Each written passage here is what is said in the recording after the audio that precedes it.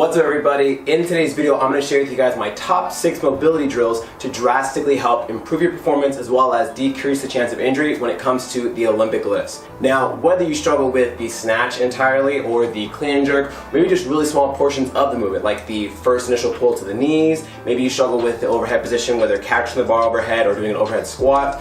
These are different mobility drills that are going to target a lot of different parts of our body that tend to hinder us if they are stiff or limited in range of motion. Be sure to check out and watch all 6 mobility drills. I promise you there'll be at least 2 or 3 in here that'll make a big difference on how well you're able to execute the movements and feel that much more better and confident when you're doing a lift. Because we all know if it's really tight and hard to get into a certain position when it comes to a snatch or a clean and jerk, it is significantly harder to be successful with that lift and not have to bail on it. So getting right into our first mobility drill, the first one we have is a toe elevated calf stretch. So for this one, have some kind of elevated surface. It really doesn't matter how high as long as it's at least a few inches off the floor, and then some kind of wall next to you can hold on to or something you can kind of get extra support from. From here I just have my pretty much like the balls of my feet on the surface, and I'm going to drop one heel down towards the floor. I'll come back up other side. If it's not as much of a stretch as I would like and my heel stretch on the floor too soon, I could up the surface, therefore get a deeper stretch that way. But I tend to see a lot of people not give their ankles or their calves enough attention at all, and they take a beating. You run, you jog, you hike, you go upstairs, you do all these different things all day long that can tighten and stiffen that area, but I see very few people give them the attention that they need for being used pretty much every single time you do anything that doesn't involve you just sitting. So loosen those bad boys up. This should help you get a little more range of motion there to help you be more upright in your squat, versus if your ankles are tight, it's a lot harder to get those knees forward, thus making you get into a more compromised, leaned over position in your squat. So ideally, we want to be more upright because this will be much better for our front squats and our overhead squats. So that's the first one. Working our way up from there, next we have a Kang Squat. I love this one because it helps loosen up my hamstrings, glutes, lower back, as well as my hips and my ankles, and it's pretty much one of my favorite lower body warm-ups if I have to do any type of squatting variation. So for this one, I recommend doing a body weight at first, and then as you do it a few more times and get more comfortable with the movement and be able to perform it efficiently, then I would snag an empty bar and place that on your back. But otherwise, you can do whatever you want with your hands, place them on your shoulders, behind your head, at your sides, really doesn't matter. But getting in your squat stance or a slightly wider squat stance, if you know that you're someone that has tight hips, you're going to start by doing a good morning, so pushing your butt back. My knees are bent here, but I feel a really big stretch in my hamstrings. From there, I drop my butt down, chest nice and tall as I can get it, so I'm active in my squat. I'm not letting myself slouch and relax. Everything is tense. From there, I come back up to my good morning, back to standing upright. Really great also for deadlifts, or if you know you're going to do a lot of pulling from the floor and you know you're going to do a lot of hamstring work. I love that stretch. It definitely helps me loosen up if I am feeling pretty stiff in my backside or my hips.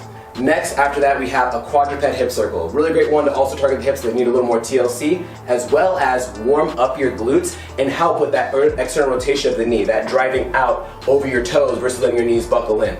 So for this one, you're going to get into a tabletop or a quadruped position. From here, all I'm going to do is try to make a big circle with my knee. And I have to start by saying, get your knee up as high as you can, like you're peeing on a fire hydrant.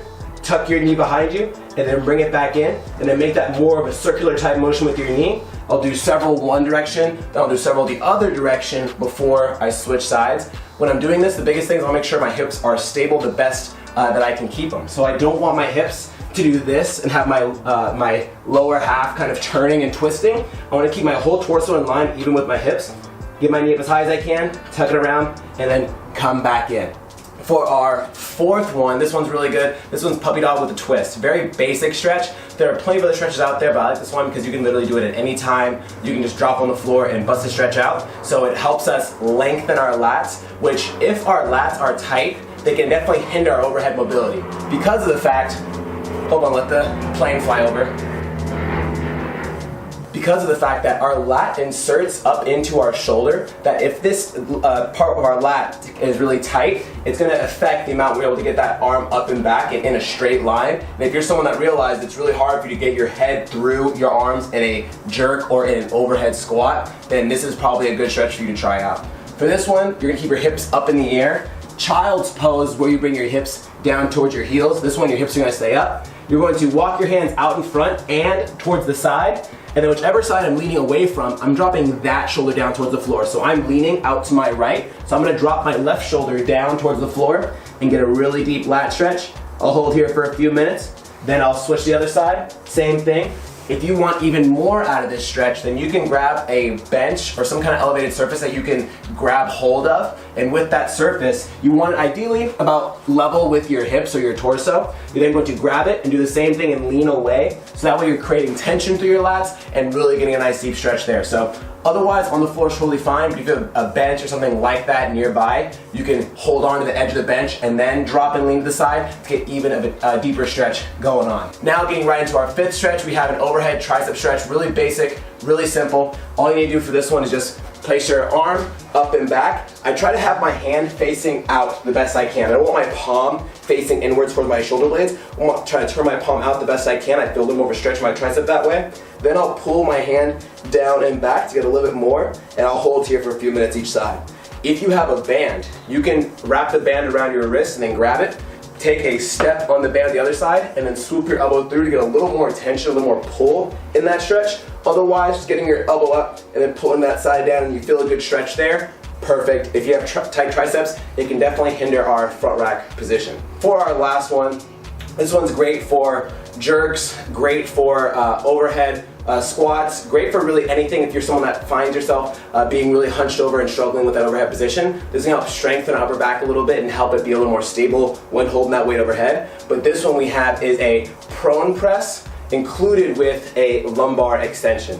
So if you're not new to my channel, you've been here for a while, then you know that I love prone presses. I've used them in warm-up videos, in other mobility videos for other different types of movements. It's a great exercise, and it's really basic and simple, which is what I love. The ones that look easy but kick your butt, I'm all about. So for this one, a typical prone press is where you keep your nose relatively close to the floor, you squeeze your shoulder blades together, and then press up and back. But for this one, I want to get the lower back involved a little more too to help us get in a more upright position for our squats or for our jerks. And for this one, you're going to raise your whole torso the best you can, and then in line with my chest, I'm going to try to press up, come back in here. So I feel it from my lower back all the way to my upper back working. I try to go nice and slow and make sure I reach full extension at the top of each one. If that's not too bad, a way you can up it even more and to really get your upper body stronger and more mobile for overhead movements is grab a PVC or some type of dowel. You're gonna place it on your back with about a little bit wider than clean grip. From here, I raise up, I'm gonna press up, come back in, and I'll do my reps here. It's significantly harder to keep your arms up because obviously you don't want to bump your head like I did on that last rep, but it's a great way to get a little more out of the stretch and to really get ourselves in a good position with our shoulder blades and our shoulders to make sure we're not letting ourselves get into a compromised position when it comes to any kind of overhead work. So those are my 6 stretches. I recommend trying out every single one and then see which ones are most potent for you, which ones really dig deep and you really feel a good stretch on, because if you do, it's probably an area you can improve on, and if it improves, I can guarantee you it's going to significantly help with your technique and your execution of your clean and jerk as well as your snatch. If you guys enjoyed this video and want more just like it, hit that like button, subscribe, and let me know down below in the comments what you want me to cover in the next video. Also, while you're down there, check the description for discounts on my favorite fitness products like earbuds, protein, and more. Also, check out the videos I posted to the side because I promise you if you enjoyed these videos, you'll enjoy those as well. Thanks so much for joining me on today's video, guys, and we'll see you in the next one.